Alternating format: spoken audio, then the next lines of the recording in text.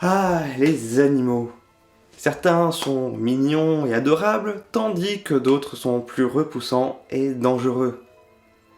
C'est donc tout naturellement que le monde de l'art s'en est emparé, pour en faire des figures allégoriques, des métaphores du monde humain, ou pour nous aider à mieux comprendre le règne animal. Si bien qu'on les retrouve absolument partout, dans la peinture, la littérature, la photographie, la publicité. Mais qu'en est-il du cinéma? Là où les autres formes d'art peuvent facilement les recréer ou les imaginer, au cinéma, il est souvent nécessaire de faire appel à de véritables animaux pour les placer devant l'écran. Alors, comment ça fonctionne? Alors, commençons par le cinéma d'animation. On pourrait croire que, avec l'animation, nous n'avons pas besoin d'utiliser de véritables animaux. Nous avons seulement besoin de les dessiner. Et c'est en partie vrai, mais pour les dessiner, il nous faut bien des modèles. Pour réaliser ce qu'on appelle le chara-design, c'est-à-dire à quoi ressembleront les personnages du dessin animé, il arrive que des animaux soient directement amenés dans les studios, entourés d'illustrateurs et d'animateurs qui pourront en faire des croquis nécessaires et ainsi mieux comprendre leur anatomie et leur manière de se mouvoir. Et des fois, comme ça a pu arriver avec le roi lion, les animateurs se rendent directement sur place et observaient les animaux dans leur milieu naturel. C'est un moyen efficace de pouvoir observer en plus leur comportement et ainsi pouvoir ajuster au besoin le script. Enfin, que se passe-t-il lorsqu'on tourne des films avec des animaux? Et oui, les animaux, à l'instar des humains, sont considérés comme des acteurs. Mais comment réussir à faire jouer des animaux, surtout quand on sait à quel point ils peuvent devenir imprévisibles? Eh bien, comme pour n'importe quelle autre discipline, des techniques de dressage sont utilisées pour permettre aux animaux de faire leur scène. Aujourd'hui, il existe de nombreuses agences spécialisées dans le dressage d'animaux pour le cinéma. Ici, on ne travaille pas qu'avec des animaux de compagnie, comme des chiens ou des chats, mais avec tout type d'animaux, comme des éléphants ou des ours. Mais le véritable défi ici, ce n'est pas seulement le dressage, mais aussi le comportement des animaux face à l'équipe. Et oui, il faut éviter que l'animal fasse des regards caméra ou ne panique face au matériel souvent impressionnant, ainsi que toute l'équipe. Un espace bruyant et plein de mouvements qui peut rapidement devenir sensible lorsqu'on travaille avec des animaux sauvages. Une astuce à ce moment est de pouvoir travailler avec deux animaux à la fois.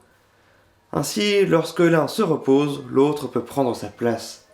Lors du dressage, il devient important que l'animal passe du temps avec le dresseur, les acteurs avec qui il travaille, mais aussi avec d'autres animaux, eux aussi acteurs, ou avec lesquels il travaillera. C'est à partir de ce lien que le dresseur pourra lui apprendre le métier d'acteur. Cela commence avec des gestes simples, comme se placer sur ses marques, s'asseoir, ou se positionner sur ses deux pattes. Puis passer à des actions plus complexes, selon ce que le film impose. C'est un processus très long qui prend plusieurs années, et cela demande à l'animal d'être conditionné. Une sorte de mécanisation pour mieux gérer son jeu d'acteur. Mais surtout pour développer l'intelligence de l'animal. Les dresseurs n'hésitent pas à garder le naturel de leurs animaux pour éviter qu'ils paraissent trop dressés à l'écran.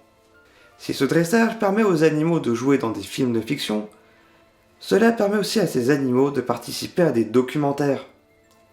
Car oui, au risque de briser votre vision du monde, la plupart des documentaires animaliers sont bidons et mis en scène. Alors ces animaux ne sont pas nécessairement dressés, bien que ce soit souvent le cas. Mais les réalisateurs font souvent appel à plusieurs animaux pour faire croire à un seul personnage. Ce sont souvent plusieurs années de tournage en milieu sauvage afin de filmer toutes les images dont ils ont besoin. Mais pour gagner du temps, l'équipe de tournage doit parfois tricher pour obtenir les images nécessaires. Les morceaux de viande sont parfois attachés à un bateau pour attirer les requins, que les cinéastes pourront ensuite filmer.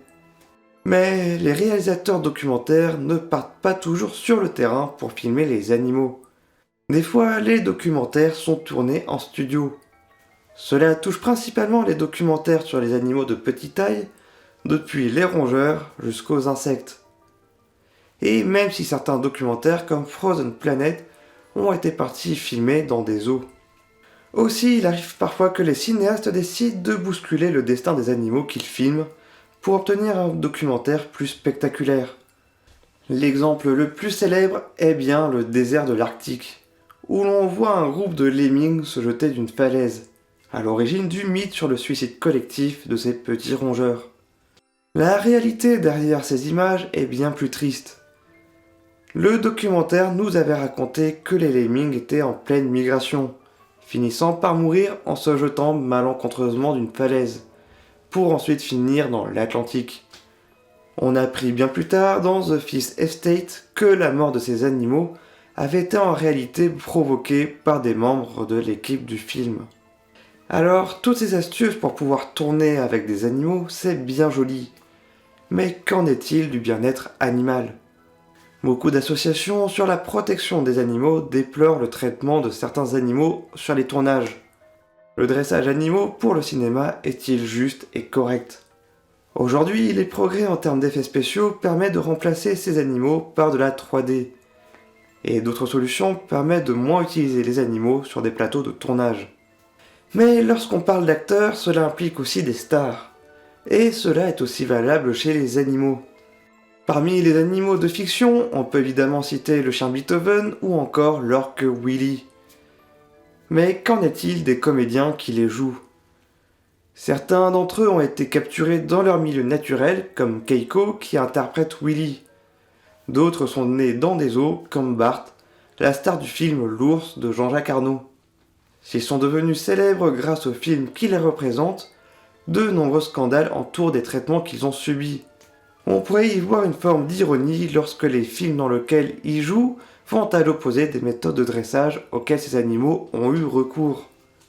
Keiko, par exemple, devenu trop habitué à vivre en captivité, n'a pas supporté sa remise en liberté et n'a pu survivre qu'1 an parmi les siens. Si de nombreuses luttes pour le droit des animaux continuent d'agir pour leur bien-être, faisant avancer pas à pas la cause animale, de nombreux efforts sont encore à faire.